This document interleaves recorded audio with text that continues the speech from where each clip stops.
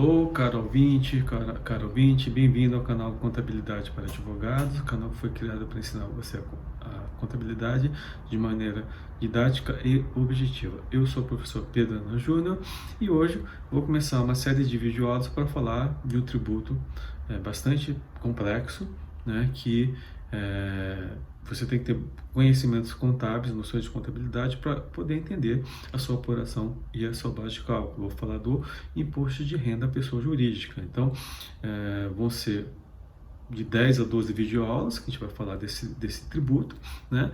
E hoje eu vou começar a falar da questão introdutória, né? Falar da base legal, falar dos conceitos constitucionais referente a esse tributo, né? Para você poder começar a entender a sua complexidade e, como eu falei, é bom entender os princípios, a base, para poder entender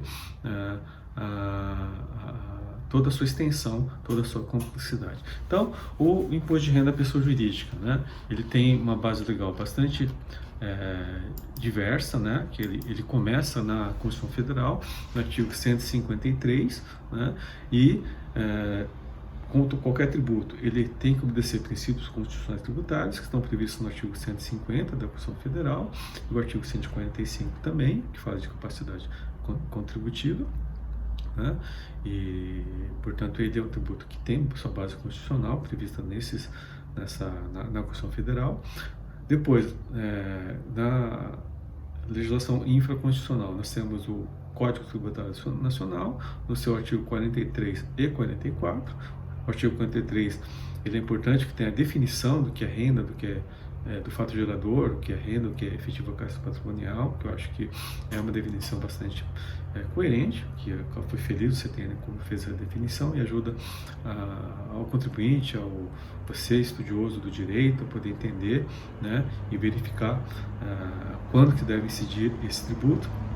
E depois, em 1977, nós tivemos o Decreto-Lei 1598, que veio regulamentar, né, através de legislação ordinária, o imposto de renda da pessoa jurídica. Ele ainda é um Decreto-Lei que está vigente, então você pode verificar que as legislações, quando elas vêm fazer alteração da sua base de cálculo, da sua apuração, altera os artigos do Decreto-Lei 1598 de 77, e depois tivemos aqui a Lei 8383 de 91, que é um marco importante, porque tendo em vista a inflação que nós vivíamos naquela época, alguns de vocês não vão se lembrar, porque vocês eram muito jovens, né? Mas tendo em vista a inflação que nós vivíamos e a apuração do imposto era anual, houve a necessidade de transformar a apuração de anual para mensal, e a Lei 8383 tem esse marco inicial porque trouxe regras de transição da apuração anual para a apuração mensal, né? Porque aí os contribuintes, alguns apuravam de fazer de maneira semestral para depois apurar mensal, ou já partiu para a apuração mensal, e a Lei 8383 foi bastante importante, e ela trouxe a questão da UFIR, né? A unidade fiscal de referência, né? Então, tendo visto a inflação que era muito alta, então você convertia a moeda em uma unidade monetária forte, que era o FIR, que aí o FIR era corrigida, né? Aí você apurava tudo em o FIR para deixar uma moeda constante. Muito interessante para quem viveu essa época. Aí nós tivemos a Lei 8541, que ajustou algumas questões de 92, referente à base de cálculo do imposto de renda da pessoa jurídica. Aí viemos com a Lei 8981 de 95, que foi importante porque, tendo em vista o plano real e a diminuição da inflação, ou o final da inflação que foi anunciado pelo então governo, né, do presidente Fernando Henrique Cardoso, ele voltou a apuração, deixou de ser apuração mensal e passou a ser apuração trimestral e depois a apuração anual. Aí tivemos a Lei 9249 de 95, que teve mudanças significativas. Queria fazer uma correção, a Lei 8981 ele acabou com o FIR, mas continuava a se apurar mensalmente o tributo, né? Mas tinha a opção de apurar ou mensalmente ou apurar anualmente o imposto de renda. A Lei 9249 ela foi um marco também importante, que veio falar da isenção da tributação dos dividendos, dos lucros distribuídos. Ele acabou com a correção monetária de balanço, né? Trouxe o juros sobre capital próprio, então trouxe bastante coisas interessantes, né, e que mudou a apuração do imposto de renda da pessoa jurídica, né, e também da contribuição social sobre o lucro.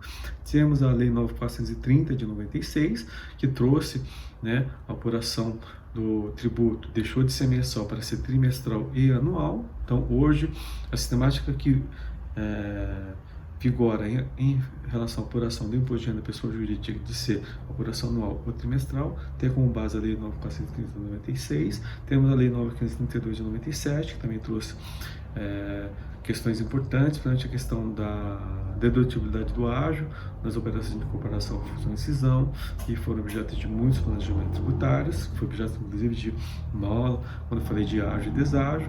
Temos a Lei 9.718 de 98, também regulamento imposto de renda da pessoa jurídica. Em 99, né, que antes nós tínhamos o regulamento de imposto de renda de 80 e foi alterado, foi substituído pelo regulamento do imposto de renda de 99, que tem como base o decreto 3.000, né?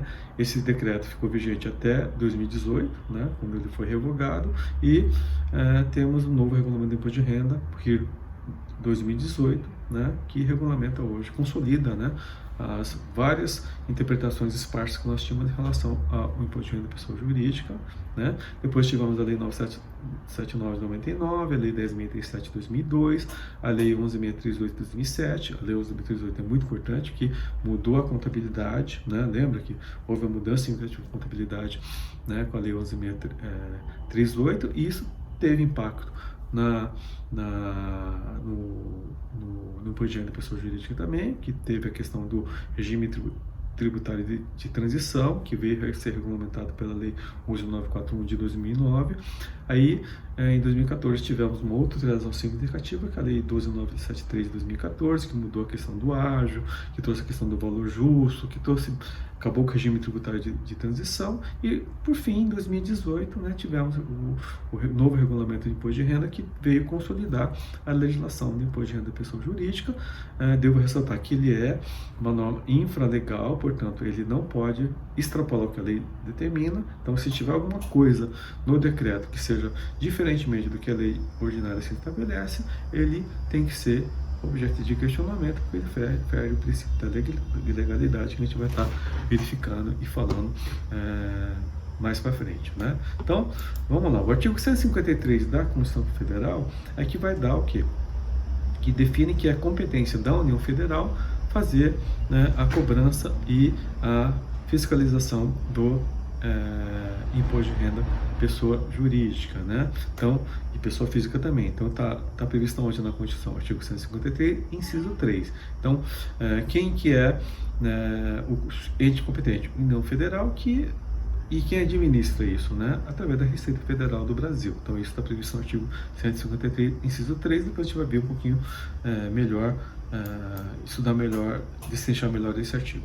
Aí depois nós temos os princípios constitucionais, que tem que ser observado, né, por esse tributo, por esse imposto, assim como para qualquer outro tributo, que é o primeiro princípio da legalidade. Então, qualquer alteração ou majoração da base de cálculo do tributo só pode ser feito através de lei. Se ele não for feito através de lei, ele é ilegal. Então, por exemplo, uma instituição normativa, ele pode definir que determinada despesa é indedutível? Não. Ele pode definir que determinada receita não é tributável? Não. Por quê? Ele fere o princípio da legalidade, né? Então, está previsto no artigo 150 da Constituição Federal.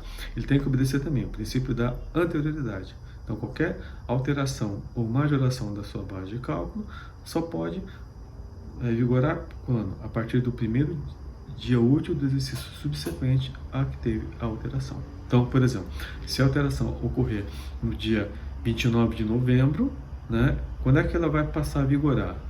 No dia 1º de janeiro de 2021, por exemplo. Então, se teve uma alteração na medida provisória, alterando qualquer base de cálculo, adição ou exclusão do imposto de renda, se ela foi feita agora, né, por exemplo, em novembro de 2020, só vai passar a vigorar em 1º de janeiro de 2021, tá? Diferentemente das contribuições sociais, que tem aquela anterioridade especial de 90 dias, o imposto de renda não. Ele vai passar a vigorar no primeiro dia útil desse subsequente a mudança que ocorreu. Aí nós temos o princípio da irretroatividade, então qualquer alteração na majoração da base de cálculo só pode vigorar, não pode retroagir, tá? Então, se for para aumentar ou para criar uma arrecadação maior, ela não pode retroagir para trás, somente se for para beneficiar o contribuinte. Então, se for uma regra que venha beneficiar o contribuinte, o princípio da retroatividade benigna também se aplica para o imposto de renda da pessoa jurídica. Se for para pior, não. Tá?